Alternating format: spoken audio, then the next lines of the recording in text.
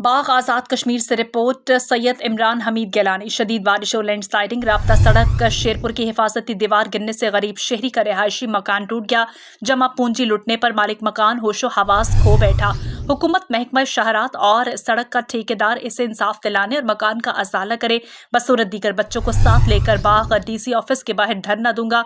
तफसीलात के मुताबिक तहसील रेड़ा के मजाफाती गाँव शेरपुर में सड़क की हिफाजती दीवार गिरने से चौधरी फरीद वल्द अब्दुल गनी के मकान की चादर और चार दीवारी टूट गई, जबकि दीवार के पत्थर लगने से मकान की छत में शिगाफ पड़ गया।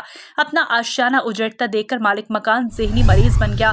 घर में बच्चे फाका कशी का शिकार है, जबकि हुकूमत, महकमा शहरात और मुतल्लिका ठेकेदार मुतासरा शख्स की माली इमदाद करें, इसकी दाद रसी की जाए।